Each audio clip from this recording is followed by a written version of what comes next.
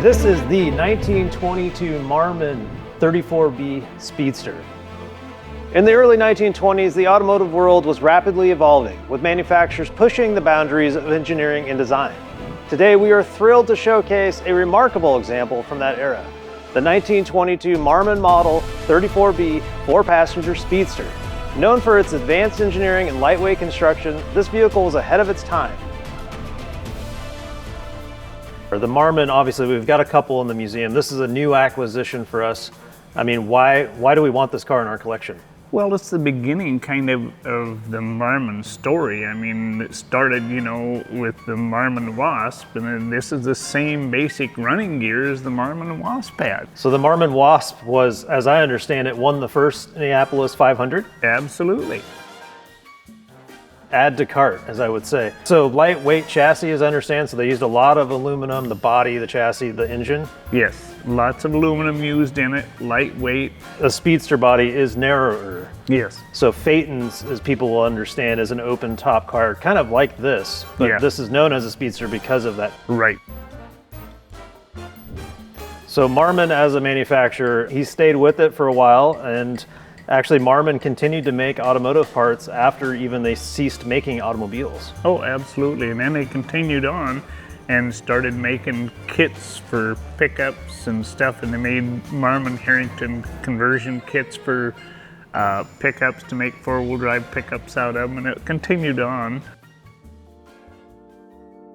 I can't help but notice this giant spotlight. Willie, what's going on with that? That's called a searchlight. You could control them from inside, and you could turn them and you could search the treetops or the ditches for animals. Yeah, it seems like an odd feature, but it could have been useful, especially when you didn't have streetlights. Yeah, and it's dark and rainy. You're trying to see. Willie, I absolutely love the paint. As I understand, it's a period correct color, but this is very reminiscent of actually nowadays. And a lot of these colors are coming back. Absolutely. Yeah, so they're coming back. It's like they say, history will repeat itself at times, and what's sometimes new is old. Yeah, I agree, and I'm glad history is repeating itself because this is absolutely beautiful. Roads were terrible back then, so if you had enough money, you'd have a spare tire. If you really had some extra money, you'd have 2 spare tires like this car does. So the running gear in this, as I understand it, is a 340 cubic inch inline 6. Correct. With the 3-speed? Yes. Basically the same engine as the Wasp had. So won the race. I think the average miles per hour for the Indy 500 was 75 miles an hour, which is pretty impressive. Yeah, pretty impressive for the time. When you think about cars that were built back then, Model Ts were 30, 35 mile an hour top. Mm-hmm. And so cars that would go 40, 50 miles an hour were pretty impressive. Yeah, and this has 85 horsepower, which may not seem like a lot in current times, but was a lot back then. Well, when you think about the Model A Ford, which started in 28 to 31, was 40 horsepower. And this is an earlier car. Yeah, and this is earlier than that. At this time, Model Ts were 20 horsepower. Now, you remember we talked about lightweight, aluminum body, crankcase is aluminum, as you can see down there. And so they were doing everything to lighten it up. Very clean engine compartment. You see the exhaust manifold comes down, goes down through. And this is kind of unique when you look at the intake manifold here. Couple things that comes off of here, right here, this little line here goes up. That vacuum line runs the windshield wipers. And then we have another one that comes down here, and that controls the oil pressure. And so this comes through here with carb heat, so you don't get carburetor icing. Marmon was really concerned about weight, clearly, with their use of aluminum. So they had a lot of aluminum being used. And they were 600 pounds lighter than the Cadillac V16. Bobby, this is the most beautiful side of the engine. Unique things. You can really see the aluminum crankcase, the aluminum oil pan, aluminum valve cover. You can see 2 separate cylinder blocks, 3 cylinders per each one.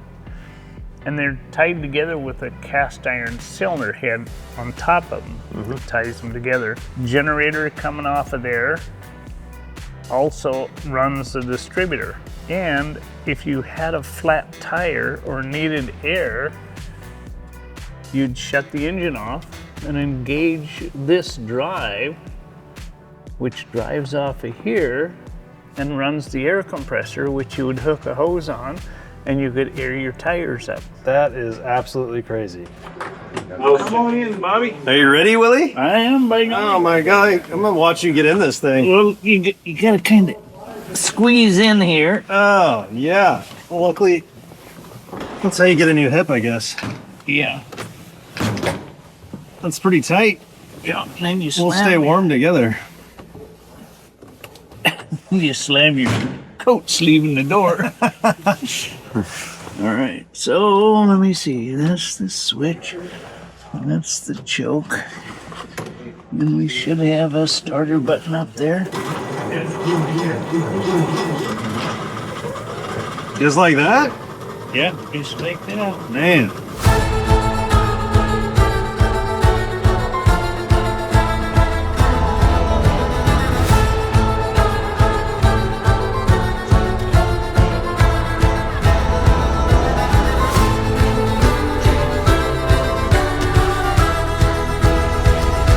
I really appreciate the side curtain today. Yes, it is nice out, but you know, it doesn't have a heater in here.